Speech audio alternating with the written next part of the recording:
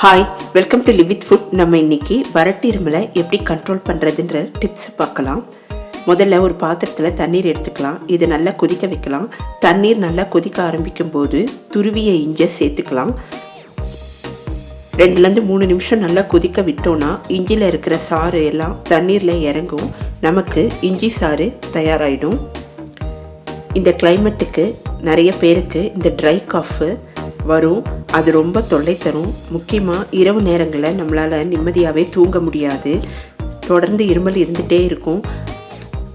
இதனால் நமக்கு மார்னிங் எந்த வேலையுமே செய்ய முடியாது. அந்த மாதிரி இருக்கும்போது நம்ம இந்த டிப்ஸை ஃபாலோ பண்ணிக்கலாம்.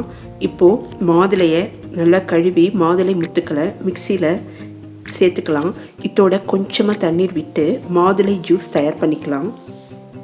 நம்ம தயார் பண்ண மாதுளை ஜூஸோட இஞ்சி சாறு சேர்த்து குடிச்சிட்டு வந்தோன்னா நமக்கு ஓரளவுக்கு இந்த வறட்டு இருமல் கண்ட்ரோலில் வந்துடும்.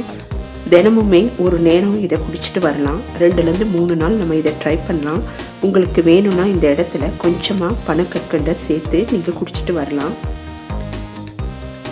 நான் இங்கே சொல்லியிருக்கிறது எல்லாமே ரொம்ப எளிமையான டிப்ஸு. வீட்டில் சமையல் ரூமில் இருக்கிற பொருட்களை வச்சே நான் சொல்லியிருக்கேன். முக்கியமாக இஞ்சி வறட்டு இருமலை தடுக்கிறதுக்கு ஒரு பெரும் பங்கு வகிக்குது.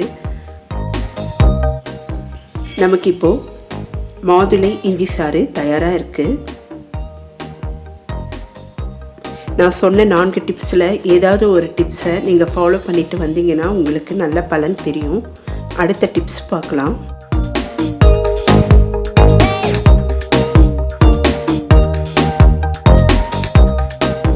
பனங்கற்கண்டை நான் துருவி வச்சுருக்கேன். இதோட சூடான பாலை ஒரு டம்ளரில் எடுத்திருக்கேன்.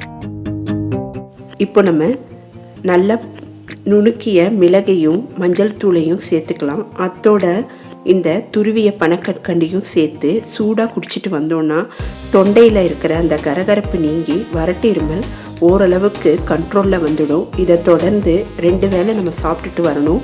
2-3 நாள் இதை நம்ம ஃபாலோ பண்ணிக்கணும்.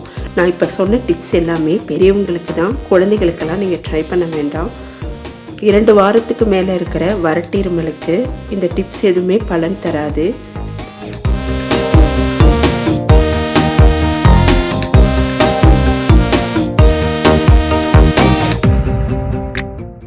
நான் சொன்னது எல்லாமே ஆரம்பத்தில் வறட்டு இருமல் இருந்தால் இந்த டிப்ஸை ஃபாலோ பண்ணோன்னா நமக்கு முழுமையான பலன் தெரியும். இப்போ அடுத்த டிப்ஸ் பார்க்கலாம்.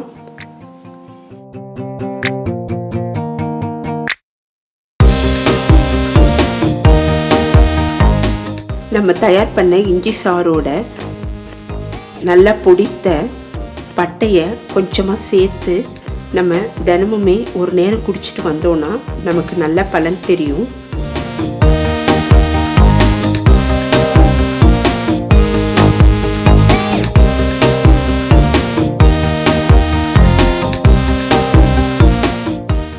வறட்டு இருமல் வராமல் இருக்கிறதுக்கு தினமுமே 1.5-2 லிட்டர் தண்ணீர் குடிக்கணும்.